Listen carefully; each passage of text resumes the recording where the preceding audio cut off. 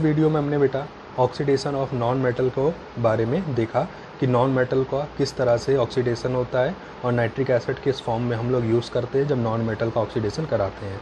अब हम बात करेंगे ऑक्सीडेशन ऑफ मेटल। अगर हमें मेटल का ऑक्सीडेशन कराना है तो हमें क्या यूज़ करना होगा, तो विद डाइल्यूट HNO3। अगर हम डाइल्यूट HNO3 के साथ अगर इसका ऑक्सीडेशन कराएं तो क्या होगा, तो copper, silver, lead, mercury, tin react with dilute HNO3 to form metal nitrate, NO and H2O।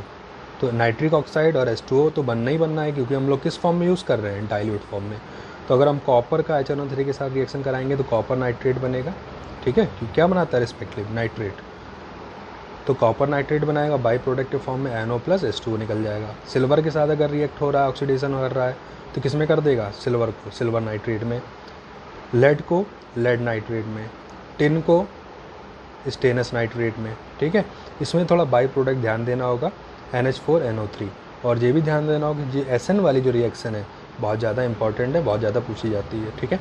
और मर्करी के साथ अगर हम रिएक्शन कराएंगे तो आपका मर्क्यूरस नाइट्रेट बनाता है, साथ में वाटर प्लस NO। तो ये ध्यान रखना होगा, जब भी मेटल की डाइल्यूट HNO3 के साथ रिएक्शन होगी तो इसमें आपका क्या बनेगा, नाइट्रेट बनेंगे रिस्पेक्टिव, NO और H2O बाई प्रोडक्ट के फॉर्म में रिलीज़ होंगे। तो यहाँ पर कॉपर वाली रिएक्शन जो है, टिन वाली जो रिएक्शन है और लेड वाली जो रिएक्शन है, मतलब बहुत ज़्यादा पूछी गई हैं, ठीक है। इसको आप देख सकते हैं, अगर आपके पास अनसॉल्व्ड है या क्वेश्चन आएंगे तो ये सारी रिएक्शन बहुत ज़्यादा पूछी जाती हैं। फिर क्या है बेटा, iron and zinc react with dilute HNO3 to form metal nitrate plus di nitrogen oxide and water, ठीक। तो जिंक और आयरन के साथ थोड़ा अलग रिएक्शन होती हैं और ये दोनों रिएक्शन आपकी इंपॉर्टेंट भी है, अलग से पूछी जाती है। तो आयरन के साथ अगर कराए तो नाइट्रेट तो बनता है, बट बाई प्रोडक्ट के फॉर्म में यहाँ पर क्या बनता है बेटो, N2O प्लस H2O।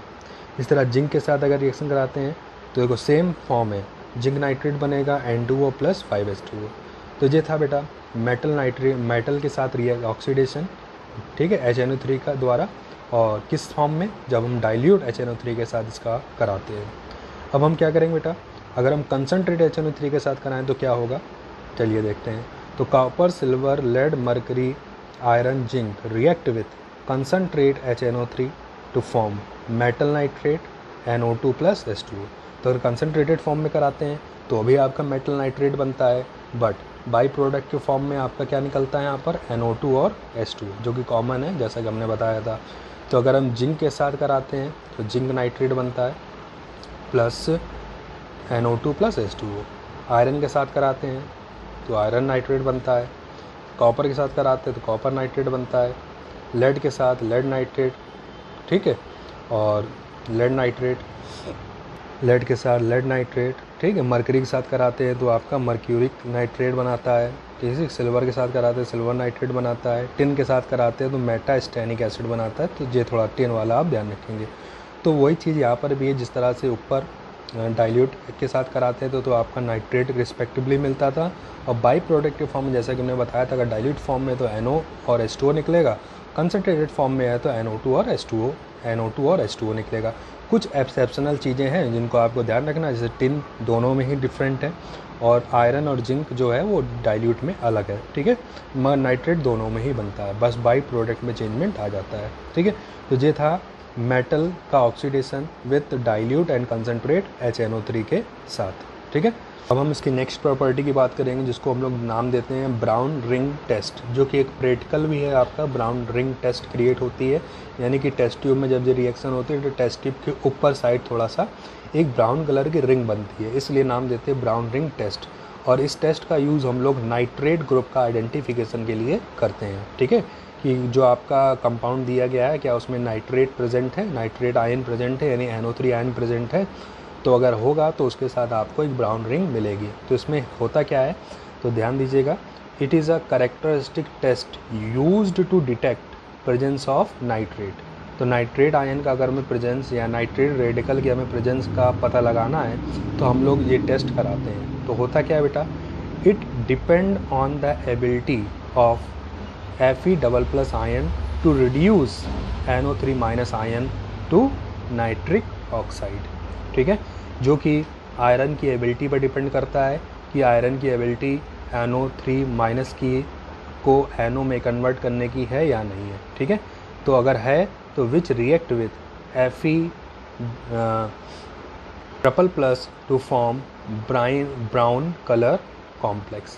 तो वो Fe जो आपका है तो वो उसको क्या करेगा, Fe ट्रिपल प्लस में कन्वर्ट कर देगा डबल प्लस से, और ऐसा होने से आपको एक ब्राउन कलर की रिंग मिलेगी। यानी होता क्या है कि जो नाइट्रेट है वह Fe डबल प्लस आयन के साथ रिएक्ट करता है, सर रिस्पेक्टिव क्या बनाता है, NO बनाता है, और Fe डबल प्लस को Fe ट्रिपल प्लस में क्या कर देता है, यहाँ पर इसने क्या करा, इलेक्ट्रॉन का लॉस करा, ठीक है, और पॉजिटिव स्टेट बढ़ गई, यानी इसको Fe डबल प्लस से Fe ट्रिपल प्लस में ऑक्सीडाइज्ड कर देता है, और बाय प्रोडक्ट के फॉर्म में क्या निकलता है, H2O, ठीक है। जो आपका NO बनता है वह आपका एक कॉम्प्लेक्स कंपाउंड है आयरन का, ठीक है, जिसमें जो आयरन है वो अपनी डबल प्लस स्टेट में रिएक्ट करता है और एक कॉम्प्लेक्स फॉर्म करता है। इस कॉम्प्लेक्स जो है वो हमें एक ब्राउन रिंग के फॉर्म में दिखाई देता है, ठीक है। तो ये ब्राउन रिंग बनती है वो किसकी बनती है, आपकी आयरन पेंटा एक्वा नाइट्रोसोनियम आयन की बनती है, ठीक है, जो कि ब्राउन रिंग के फॉर्म में दिखाई देती है। तो ये है आपका ब्राउन रिंग टेस्ट, तो आपसे कभी इधर पूछ लेता है और ये आपके प्रैक्टिकल में भी आता है। फिर क्या है बेटा, एक्वारेजिया। ये आपके देखो मल्टीपल चॉइस में तो पूछा जाता है, साथ ही एक नंबर में भी ये क्वेश्चन आता है कि एक्वारेजिया क्या होता है, ठीक है, तो ध्यान रखिएगा, इंपॉर्टेंट है आपका एक्वारेजिया। तो mixture of concentrate HNO3 1 volume and concentrate HCl 3 volume is called aqua regia. यानी कि अगर हम HNO3 और HCl को 1:3 के रेशियो में रिस्पेक्टिवली यूज़ करें तो जो कंपाउंड होगा, यानी 1:HNO3 और 3:HCl का जो मिक्सचर होता है उसको हम लोग क्या नाम देते हैं, एक्वारेजिया नाम देते हैं। और इसमें जो रिएक्शन होती है कुछ इस तरह से होती है बेटा, HNO3 जो होता है वो HCl से रिएक्ट करता है 1:3 में, और नाइट्रोसोनियम क्लोराइड या nitroso chloride plus H2O plus Cl chlorine radical form करता है इन द नेसेंट फॉर्म में, ठीक है। तो ये नेसेंट फॉर्म में क्लोरीन बनती है। तो ऐसे मेटल जो HNO3 और HCl के साथ अलग अलग रिएक्ट नहीं करते वो आपके एक्वारेजिया के साथ आसानी से रिएक्ट कर जाते हैं ड्यू टू क्लोरीन रेडिकल, ठीक है। तो ये ध्यान रखिएगा, तो एक्वारेजिया आप ध्यान रखिएगा 1:3 रेशियो मिक्सचर होता है किसका, HNO3 और HCl का रिस्पेक्टिवली, ठीक है। तो ये था आपका बेटा नाइट्रिक एसिड की केमिकल प्रॉपर्टी। अब लास्ट है इसका यूज़। तो यूज़ कहाँ कहाँ किया जाता है नाइट्रिक एसिड का बेटा, तो उसमें फर्स्ट है बेटा in making explosive such as TNT TNB and gun cotton. तो इसका यूज़ हम लोग एक्सप्लोसिव यानी ट्राईनाइट्रोटोलुइन ट्राईनाइट्रोबेंजीन और गन कॉटन जो कि एक एक्सप्लोसिव मटेरियल होते हैं के प्रिपरेशन में किया जाता है, जो कि आप ऑर्गेनिक केमिस्ट्री जब हम पढ़ाएंगे तो उसमें पढ़ेंगे। नेक्स्ट क्या है बेटा, it is manufacture of fertiliser like ammonium nitrate, calcium nitrate etcetera. तो अगर हमें फर्टिलाइज़र्स का मैन्युफैक्चर करना है तो उसमें भी यूज़ होता है वो फर्टिलाइज़र, जैसे कि अमोनियम नाइट्रेट और कैल्शियम नाइट्रेट। नेक्स्ट है बेटा as laboratory reagent and in preparation of aqua regia. Laboratory में रीजेंट के फॉर्म में यूज़ करता है और साथ ही एक्वारेजिया के बनाने में भी इसका यूज़ किया जाता है। और लास्ट बेटा एज स्ट्रॉन्ग ऑक्सीडाइजिंग एजेंट। तो ये एक आपका स्ट्रॉन्ग ऑक्सीडाइजिंग एजेंट कैटेगरी में आता है, जो मेटल और नॉन मेटल दोनों तरह के सब्सटेंस का ऑक्सीडेशन कर सकता है, ठीक है। तो ये था आपका नाइट्रिक एसिड, उसकी फिजिकल और केमिकल प्रॉपर्टी, उसके लैबोरेटरी और इंडस्ट्रियल मेथड ऑफ प्रिपरेशन, ठीक है, और साथ ही उसका यूज़। तो यहाँ से आपका ये फर्स्ट P ब्लॉक का जो फर्स्ट पार्ट है यानी कि नाइट्रोजन फैमिली वो फिनिश होता है, ठीक है। अब हम लोग इसका नेक्स्ट पार्ट पढ़ेंगे यानी ऑक्सीजन फैमिली के बारे में, इसको नेक्स्ट वीडियो में देखेंगे। तो आज के लिए इतना ही।